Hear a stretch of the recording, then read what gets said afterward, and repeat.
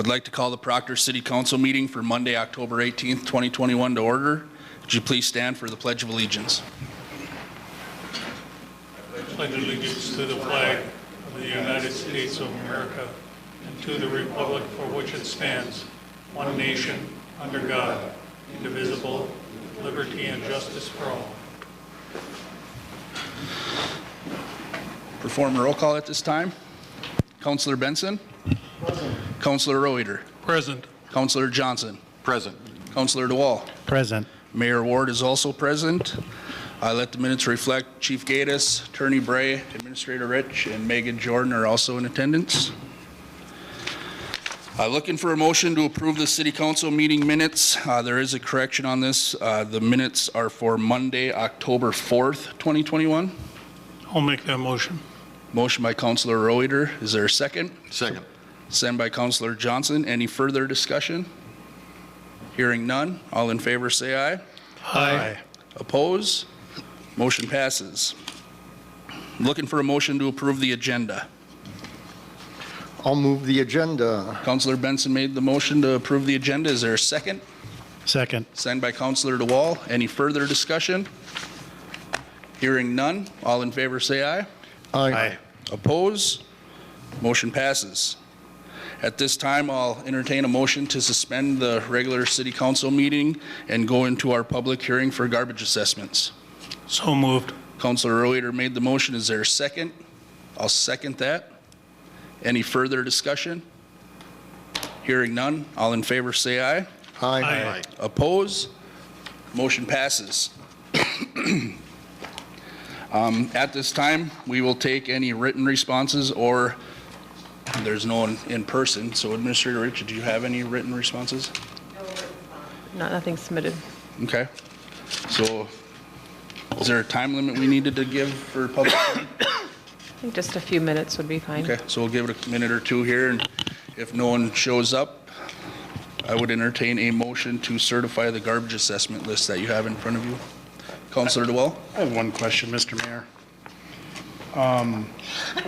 The example on the list in front of you, parcel number 185-0090-00030.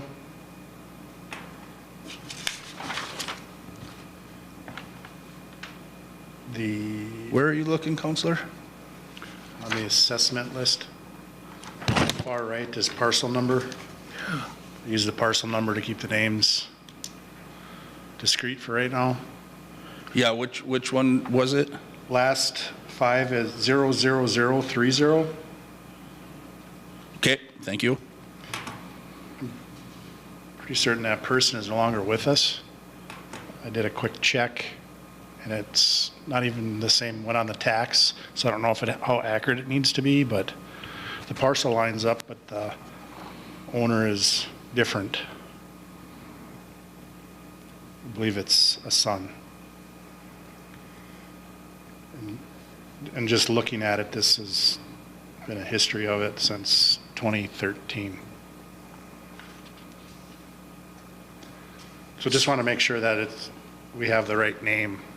And I don't know if that's our deal or if that's the garbage company's deal, but Oh, okay. I'm going to assume it's more on Hartel's side. So you want to make sure that the correct assessment is with the correct owner? Correct. Okay. Okay. Thank you for that.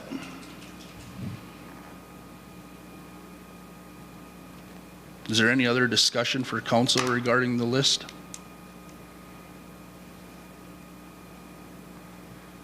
Hearing none, I'll entertain that motion to certify the garbage assessment list. And I'll make that motion if there's a second. Second. Second by Councillor Reuter. Any further discussion? Hearing none, all in favor say aye. Aye. Oppose? Motion passes. Looking for a motion to close the public hearing on garbage assessments and reconvene the regular City Council meeting. I'll make that motion. Is there a second? Support. Seconded by Councillor DeWall. Any further discussion? Hearing none, all in favor say aye. Aye. Oppose? Motion passes. At this time, We'll take comments and suggestions from the citizens present or viewing online. The call-in number would be 218, I got it here, 628-6289. Again, that's 218-628-6289. The public comment and suggestion period of this meeting is when the City Council offers a time for everyone in attendance or watching from home to address the City Council. Once we move on from public comment and suggestion period of the meeting, members of the public will no longer be allowed to address the council unless the mayor acknowledges you. As a general rule, the council will listen to all comments but will not comment on or respond to any comments made by speakers. The council will not engage in dialogue. However, any council member may ask questions. If you'd like to address the City Council during the public comment and suggestion period of the meeting, please come forward to the podium or call 218-628-6289. Before you begin, please state your name and address for the minutes. Comments are limited to 3 minutes. Anyone addressing the City Council will be prohibited from using obscene, profane, or threatening language or boisterous conduct that disrupts the meeting or the security of the public. Is there anyone at this time that is interested in participating in the public comment and suggestion period of the meeting? And we will give that a minute or two.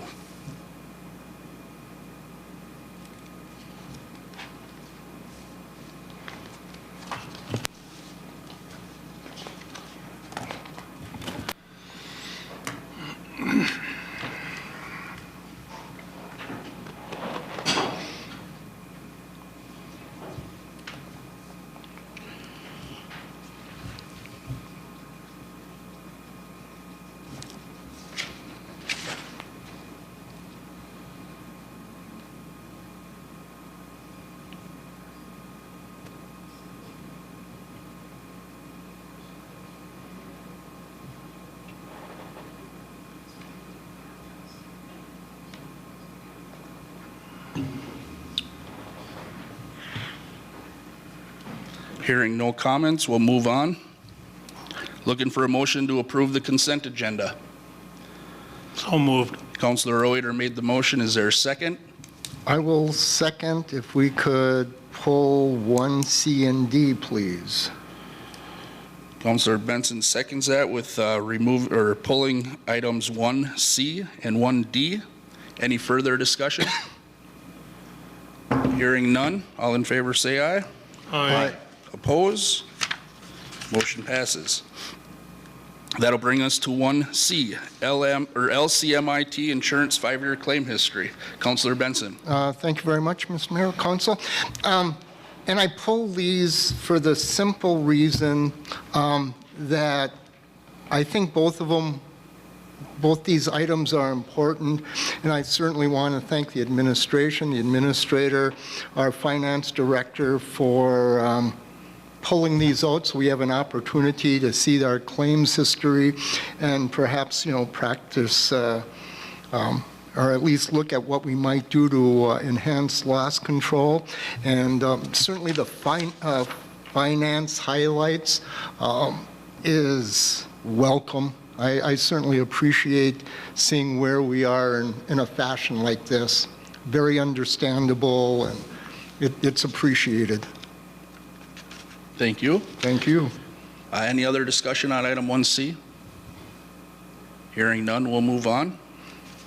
That'll bring us to 1D, third quarter finance report. And the same holds true with the quarterly financial update. A wealth of information. It's great to see sales tax improving. Great to see the municipal liquor store doing very well. Again, a wealth of information, and I think it's going to be helpful in the future to receive the report. Yeah, I enjoy looking at that report as well. That's a nice It's addition. done very nicely. Yep. Any further discussion on item 1D? Hearing none, we'll move on. That will bring us to 4A, crosswalk installation. Administrator Rich.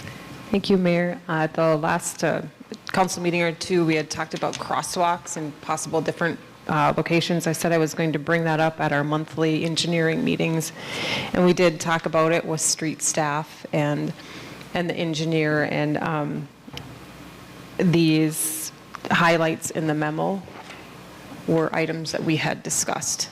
And those 2 locations that you had proposed crosswalks, staff at this time nor the engineering firm recommend putting crosswalks at those locations for these reasons. Thank you. Was there any discussion regarding 4A? Mr. Mayor? Councilor Benson. My only footnote to the report, and not being an engineer or an architect or a street or road person, my only observation is we do have a sidewalk on Pionk on the south side of our LCCMR funded regional recreation site, which connects across the street to a multi-million-dollar recreation complex. So I don't understand their reasoning, but I will wait, and as Kirkus Street evolves, perhaps there'll be a greater need. Thank you, Councilor. Any other discussion on 4A? Hearing none, we'll move on. That will bring us to 6A, 2022 TZD agreement. In your packet was the agreement for the 2022 Towards Zero Deaths Enforcement Grant Agreement. Chief Gaddis is in the room. I don't know if he has anything to add to this, or if council has questions for Chief Gaddis. Now would be an appropriate time. Councilor Benson. Mr. Mayor, Chief. Yes. Thank you. I was just kind of curious as I'm looking at the reimbursements amount for Proctor, and then knowing that you're at the moment the only officer in Floodwood, the difference in the reimbursement amounts. I was wondering if you could address that. Well, we do have, one of our officers is still a part-time officer up there. So we do have myself and another officer kind of technically up there. But Floodwood and Proctor Police Department is 2 different departments we look at. They are not 24/7, 365 like we are. We have historically been not fully staffed in our department since I've been here. And we're technically, up until last week, we're down to 5 officers instead of 7 because one officer just started last week. They have 14 weeks of training to go through. And we hope to be up to full staff eventually when we complete training. So continuously we are short-staffed. We have to fill shifts when people take vacation or go to trainings and whatnot. So that's why our money level is so much lower, is that we are concentrating on filling shifts and just patrol and to do that so our officers can have some work-life balance and they prove that I'd rather work for some other officer than work for TZD. So that's one of the reasons. And historically, Floodwood actually has been full staff, and they've had a full-time officer, full-time chief, and a part-time officer. And a part-time officer would pick up a lot of the TZD shifts in the past. So they were able to use their funds. So correct me if I'm wrong, Ms. Rich, but they did not, if someone takes vacation time or whatever, they wouldn't fill the shifts. And you don't have to take all the money, it's just budgeted. Correct. So it's happened in the past where other entities, other agencies have not been able to spend all their money, so we've taken some of that money that's been divided up between us and other agencies. So eventually when we get to full staff, we hope to still get more funds. One more question, Mr. Mayor. Sure. Chief. So during these sessions, it's not necessarily in the community that you serve. You might be assigned to another area. So correct. So like in Floodwood, for instance, that's Catfish Days versus St. Louis County State Patrol, us, Hermantown, we all go up to Floodwood and do a saturation for DWI enforcement or whatever for Catfish Days. Same thing when we have IDF. Floodwood would come down here, Hermantown comes over there, and we do DWI saturations throughout southern St. Louis County. That's where the grant is. Thank you very much. I have a couple, but does council have any other questions? Chief Gatus, I just was wondering, so the way TZD works, and correct me if I'm wrong, but they have just a bunch of shifts out there that officers can sign up for, or do you have certain shifts that you're required to fill? Because I know in the agreement it says that we're responsible to provide respective services as generally described in the agreement. So I'm just curious, are there shifts that we have to do? Not necessarily, no. Okay. No, they have some days that they would like to have some mandatory enforcement, but that also has, the tool that has shown us is that sometimes we just can't do that. Sure. You know, with staffing levels and stuff. So basically, we try to do it by the budget. Okay. Say this is what we have an estimate, what we think we can work, what we've done, and that fluctuates from year to year. So as you see in prior years before these events and attest to it, we've had several more $1,000 because officers are able to work closer to the staff. Sure. And as far as the liability on the city, if an officer were to get injured on a TZD shift, that liability falls back on the city then as far as workman's comp or any insurance claims. So for $2,900, do officers like this extra work? I mean, is this something the police department would say, yeah, we should sign this agreement, or is this something that maybe we aren't interested in doing? I believe, like if we have snow cross, we have our events, like I say, I like using it too, because like I say, I would refer back to hockey. When we are short-staffed, you know, having people there, we have to sit there and have people at the dance and stuff. When we're fully staffed, we can at least have an officer that works extra 4-hour shifts and DWI enforcement during those festivals and during those times where we know that these acts are apt to happen. I think it is good that we do that, and I can use those funds to post an overtime shift to cover that instead of, hey, just working, coming out of our budget, this helps us in supplements. And we work with TZD to say, we know these events are happening, so these are the dates we like to support folks. So it kind of helps us offset a little bit too. Perfect. That's what I needed to hear. Okay. Thank you. Council have any other questions? Hearing none, we'll entertain a motion to agree to the 2022 Towards Zero Deaths Enforcement Grants Agreement. Move. Councilor Benson made the motion. Is there a second? Second. Was that Councilor Reuter? Councilor Reuter? I don't care. Councilor Reuter Either one of made the second. Any further discussion? Hearing none, all in favor say aye. Aye. Oppose? Motion passes. Thanks, Chief. Bring us to 6B, Ordinance 02-21, definition of a structure, second reading. Ordinance 02-21, amending a definition of a structure. This is second reading. As I said last meeting, they are crossing out the statement or anything not collapsible, and they added a sentence at the end stating accessory use buildings with a footprint of less than 30 square feet are not considered structures but are still subject to the front yard setback only. We're just looking for a motion to approve the changes to Ordinance 02-21. So moved. Councilor Johnson made the motion. Is there a second? Not hearing a second. Second. Second by Councilor Reuter. Any further discussion? Just one. Councilor DeWall. So we're going to subject to the front yard setback, but not the side yard setback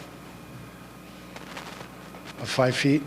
Maybe, I wasn't at the meeting, maybe Attorney Bray or, They didn't address any other setbacks. I think it should be, my 2 cents, it should be, Zoning or something. should meet all setbacks. I just know we got in kind of a situation a year ago with a side yard setback on a less than 30 square feet, not considered a structure. Right, I hate to be the one to collapse it, but I think it should apply to all setbacks. right. Unless somebody from planning and zoning wants to call and let me know different. I agree with that. yeah. And I, We got a meeting next week, so. Yes. yeah.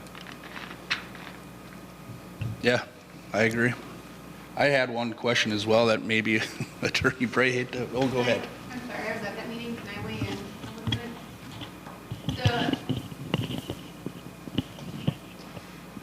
bit? The point of adding the 30 square feet was to include for like those collapsible storage, not units, but those bins for, Rubbermaid things? yeah. And the reason that they were adhering to the front yard setbacks was basically so that they're not just lined up in, obviously in people's front yards, but also the side yards really wouldn't impact a small bin of that size or a small shed of that size. Okay, and I guess that will lead into my question then, because it still says temporary storage bins or units and the like are not considered structure unless they meet applicable building codes, provided however that such storage bins or units and the like are only permitted pursuant a conditional use permit in all zones except for I zones, in which zone no conditional use permits are required. So does that mean those small Rubbermaid sheds, structures, corner cabinets No, still need a conditional use permit? No, the temporary storage bins are those, like those Connex building, Okay. those like rail cars and things like that, that are being used for storage. So is there a definition of what a temporary storage? Because the way I read that was, My recollection is that there's a separate definition. there is? Okay. Okay. That answers that then. Thank you, Megan. Yeah.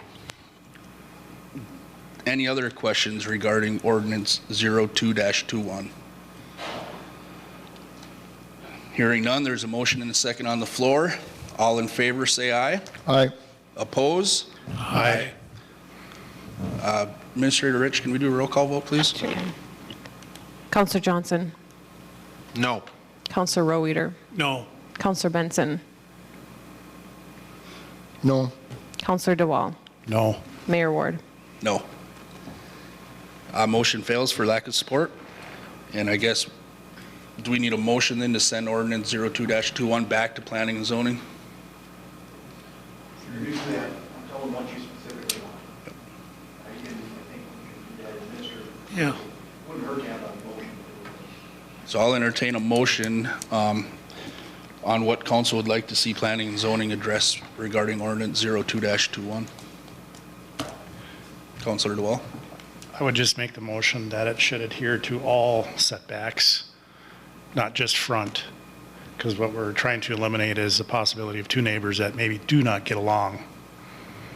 And then it stems into, so that'd be my motion, is that it should adhere to all the setbacks. You heard the motion by Councilor DeWall. Is there a second? I'll second that. Seconded by Councilor Reuter. Any further discussion? Hearing none, all in favor say aye. Aye. Oppose? Motion passes. That will bring us to 6C, nuisance abatement. In your packet, there was some information on a parcel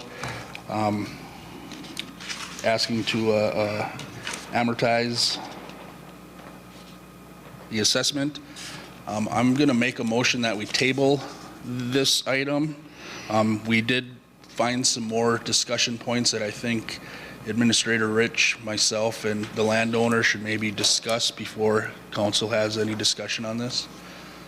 I'll second that motion. So I made the motion, Councilor DeWall seconds that. Any further discussion? Hearing none. All in favor say aye. Aye. Oppose? Motion passes. Abstain. Councilor Benson abstained.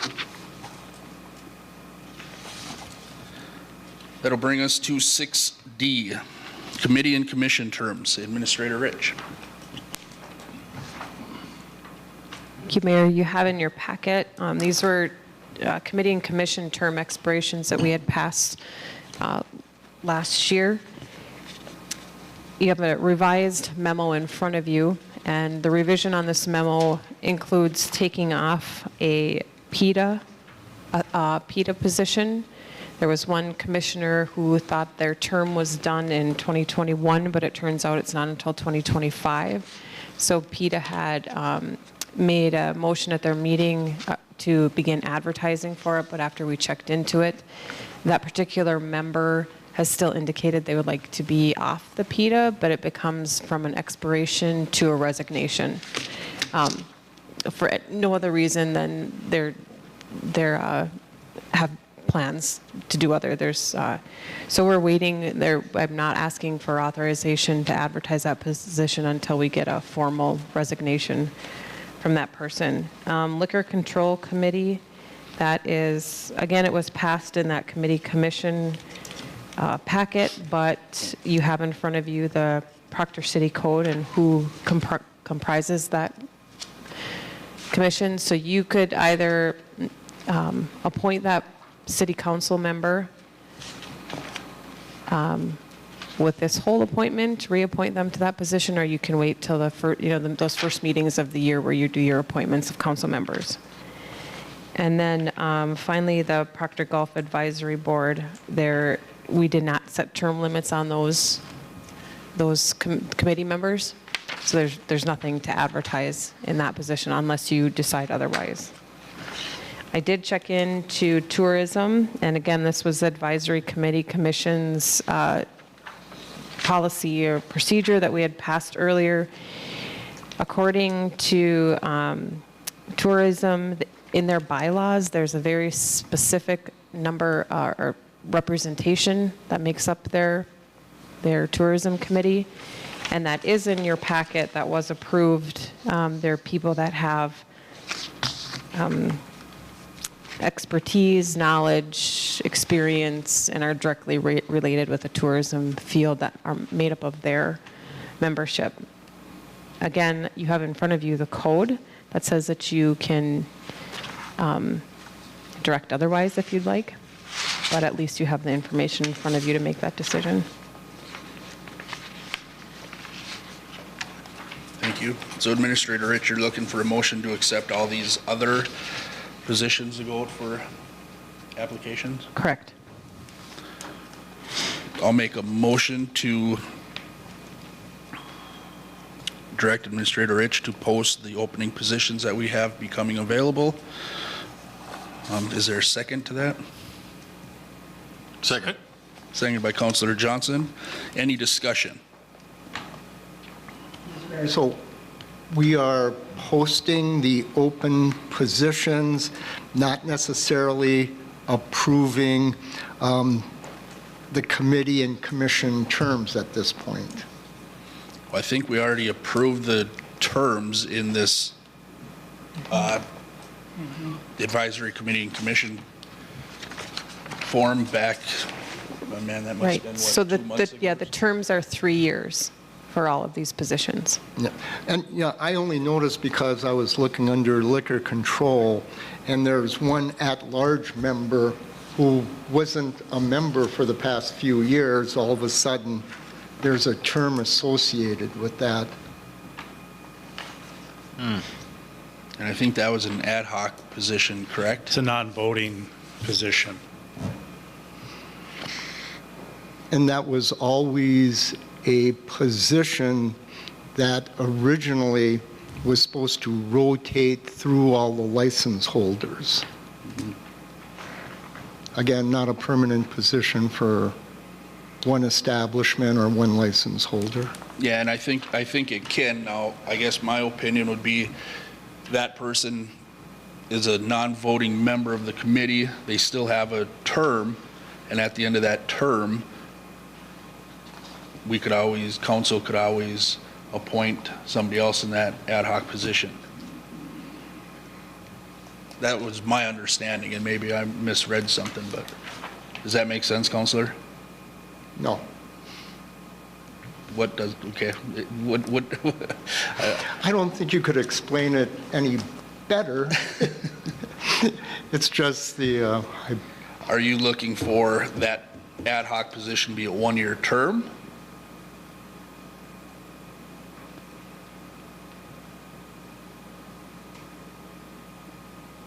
no, I could be content with leaving it the way it is, as long as we had the discussion.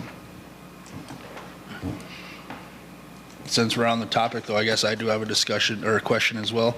So Administrator Rich, on liquor control, and I apologize because I haven't had a chance to go through these yet. We got 2 counselors on there. Is that what we should have on liquor control, is 2 city counselors? According to code, it says the Liquor Control Board shall consist of 2 council members and the chief of police with the liquor store manager as an advisory member. Perfect, thank you.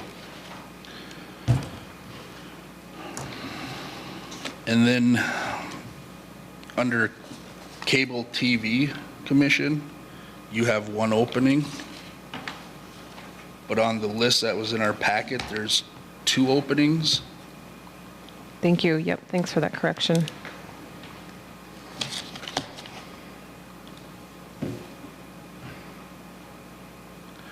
But I guess I wouldn't be opposed, and maybe this ain't the time, but I wouldn't be opposed to having our IT guy be a permanent fixture on that Cable TV Commission either.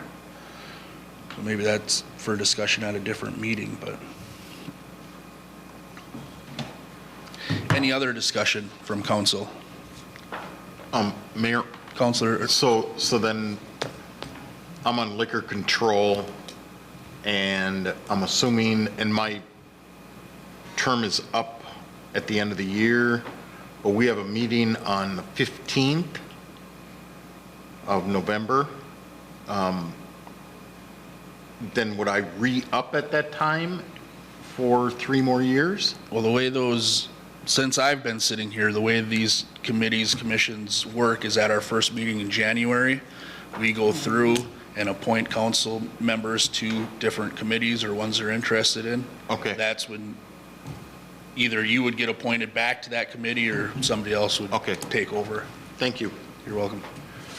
Mr. Mayor, Councilor Dwell. does having the applications due by Wednesday, December 1st, give enough time in the month of December for these commissions, committees to meet and make their recommendations based on the application process now? Because I would assume that the mayor next year is going to, council is going to want to go through those recommendations and applications. That's a good point. I would say it would be challenging to get all those committee meetings together in December.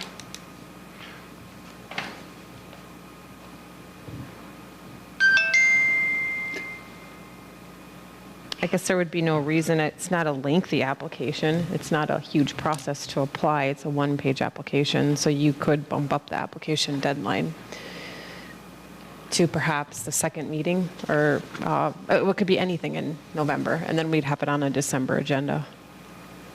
Right. I like that idea.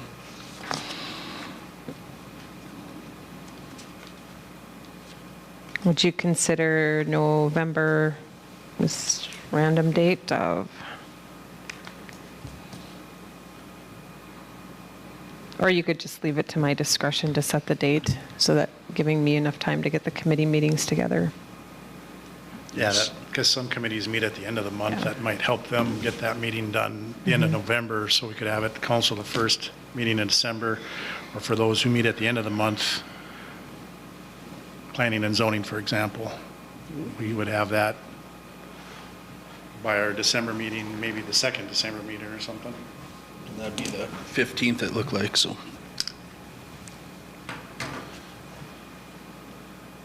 Councilor, or Chief Gaddis, I'm sorry. Well, what we used to do years ago is that the chairs of each committee used to send out before the end of the year to their members, are they still interested in serving? That's what we used to do. And I like that idea. Like I had said before, if you're sitting on a committee and you want to reapply, a simple email would, I think, suffice. Or do you want them to fill out a whole application if they're already on the committee? Yeah, we should practice that, because we've made others do that. So I think, to be transparent, it would be something the chair could easily do, though, is just reach out and say, hey, take 10 minutes, Yeah, terms up. fill out this application, then we're being transparent across the board. And it allows, because who knows, you might have multiple people wanting to get on a certain committee. I could think of like Eric Mattson did it. It levels the playing field, too. What's that? It levels the playing field. Everyone has to do the same Yeah. steps. Yep, I'm fine with that. But we just would know- definitely notify those people whose terms are coming up. Like, for example, we had a cable TV commission meeting, and I explained to them your initiative to change these positions or make them available to other people. And if they were interested, they were more than welcome to reapply. And they were, just as long as they know that they're not, they're welcome to reapply. They're not being ousted, as you may say. It's just a process. That's right. Thank you. Any other discussion? Hearing none, we do have a motion and a second on the floor. All in favor, say aye. Aye. Oppose? Motion passes.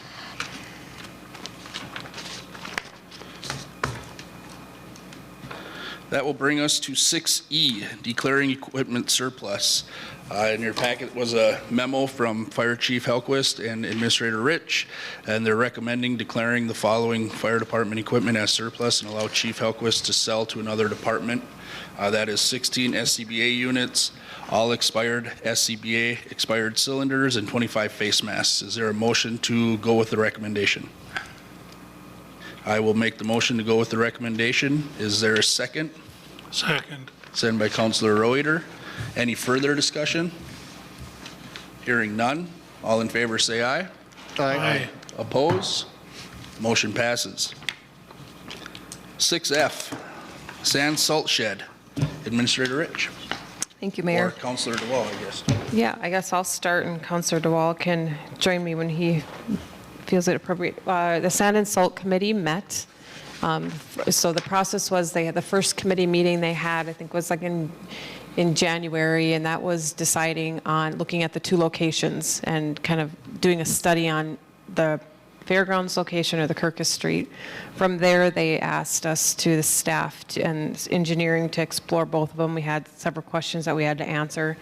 We brought the committee back together, and then that's where they made the recommendation to move forward with the Kirkus Street location.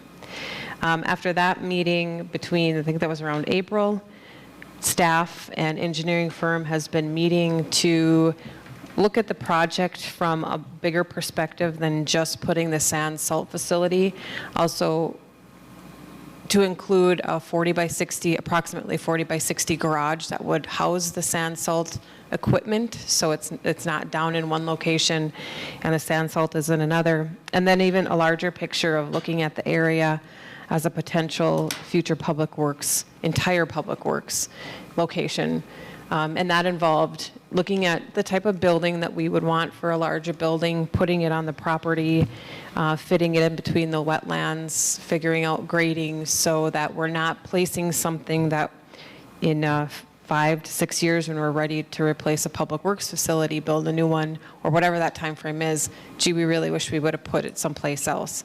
Also coming up with a grander plan, which is now consisting of 3 phases. Also gets us some work done towards plans and funding and cost estimates. Should we go after funding like a bonding or grants, possible grants? So it gets us into a little bit more into the planning process. What you have in front of you is considered a phase 1, and this is just the sand salt building on location.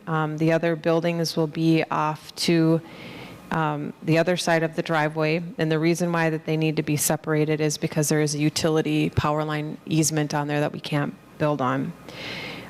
This plan right here will get us in compliance with the MPCA, the MS4 requirements. You can see the next page, the budget for it. So we did get $500,000 from state bonding for this. The city of Proctor's cost will be approximately $100,000. We're asking for approval to move forward with this phase 1, but in the same time, we are working with SEH and the committee on phase 2 of the 40 by 60. The cost estimates came in just a little bit more than what we were comfortable with recommending to you. And there's some additional work, planning work that needs to be done on the buildings and the layout and what's included. But at least with this approval, I can move forward with a state bonding application. Now, you do get the money, but you have to apply for it. You have some boxes to check. And so this will help that process while we're in the phase 2 design and estimate process. Councilor DeWall, did you want to add anything? No, I think you summarized it articulately. The bottom line was the committee just wanted to get this before you so you knew where we're at. We know we have deadlines coming up next summer, June, July, before potential fines start getting handed out. And to at least get this process done will allow Administrator Rich to do her due diligence with securing the funding, so to speak. And then it also times in nice for our future budget planning meeting, which I think we should probably do at some point. Provides a little bit of time so that possibly the phase 2 portion of this project can be before you in the next month. Thank you. Councilor Benson, I would like to address one concern that you have had continuously, and that's soil borings and making sure that the soil is, and we did authorize the soil borings, and very good news, there were 12 borings that were done, only 2 hit rock, and they were 8 feet or more down, and the soils were good, so there would be no soil corrections. That's what the borings are indicating so far. And that was authorized to do because if the soil borings came back where this was impossible, then why move forward with this site? So it was kind of important that we got that done early on in the phases. Thank you. Well, you heard the recommendation from the Sand Salt Shed Committee. Is there a motion to move ahead with phase 1 of the project? I will go ahead and make the motion to move forward with phase 1. I'll second. Second. Councilor DeWall seconds that. Any further discussion? Just, Councilor Johnson? so the $600,000, I'm sorry I wasn't at the meeting, but does this include the garage? No, it only includes what's before you Okay, on that map. okay, thank you. Any further discussion? Yes, Mr. Mayor. Councilor Benson? And I cannot recall, so I apologize. Do we ever get an appraisal on the property on what it might be worth for commercial? We did not. No appraisals. Any further discussion? One last thing. Yep. For the roadway and site prep, at this point, it does not include blacktop or concrete surface. It does not. Not for this phase 1.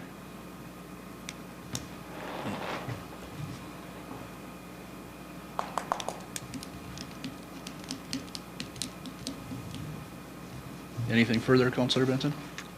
And, thank you. And the swale that is proposed to be constructed for wetlands drainage, that gets mitigation strategies and DNR and... Yeah, there is a possibility that we might be able to do a little bit of shifting, moving the sand salt building just a little bit further south and over closer to that easement. SEH needed to check into if we have to have a setback from the easement, or if we can go right up to the easement. And there's 2 separate easements there, so there was just a little bit more homework that we had to do. But there's a possibility that the building could be adjusted slightly to help with that expense. And one last thing, we have a price for the building, $225,000. Do we have a design of the building? The design of the building hasn't changed. It's the same design, the dome type that was proposed originally. Okay. And I don't recall seeing that. I believe, and correct me if I'm wrong, but it was just a small block wall around the edges with the dome coming over the top. Right. This would have Some been- sort of cement floor or pavement floor or something. Yeah. I believe it was presented to council back when Back Mr. when I was Reuter there. was administrator. Yeah, We didn't get it. When we got the money the first time, it didn't get Yeah. it. and had to give it back. So with Administrator Rich working with Rick and them working, doing the numbers and what calculations of what we order, what we maintain, that same size was sufficient. So a traditional, and this will be out of view for the most part with the topography and, There's actually a tree line that would make it out of view. That's why they put it further southeast, but they're hoping not to obstruct the tree line. If you look at the power lines and drive by there, there's a natural tree line in there. Yep. And that tree line would stay in there. very good, thank you very much. Yeah, and actually, Councilor Benson, we did have to do a little bit of clearing to get the soil borings. So and the driveway to it is going to be moved a little bit. So there's approach to that property right now, but the driveway is going to be moved for many different reasons. But with the clearing, you can walk up into this area and see where the borings and the clearing was done, where the sand salt building is going to be going.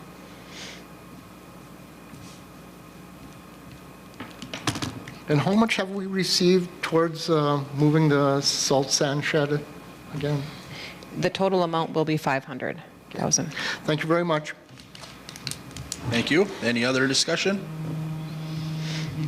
Hearing none. All in favor, say aye. Aye. Oppose? Motion passes.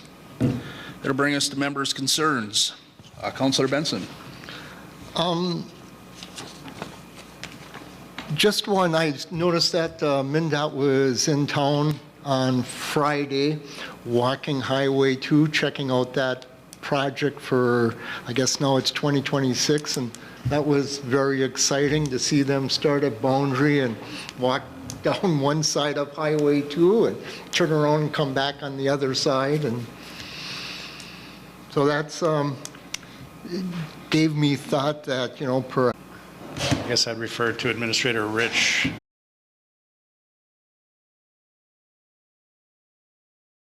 Again, I thought it was kind of a neat thing. With COVID, we didn't get many participants, but maybe this year we will. So if council is fine with that, I'll talk to Administrator Rich about getting something out.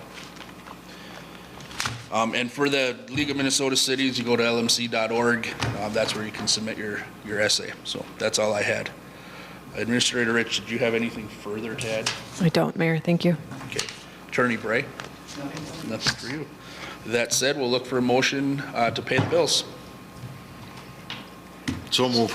Councilor Johnson made the motion. Is there a second?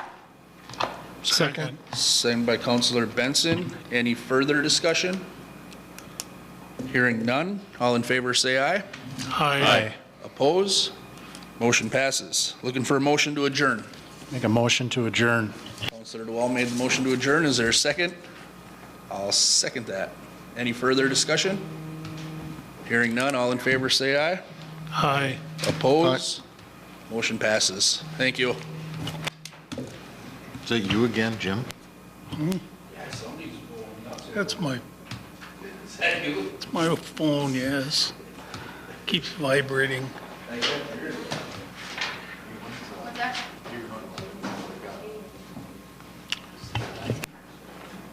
It should be, yeah, I think isn't it late this year? Let me look.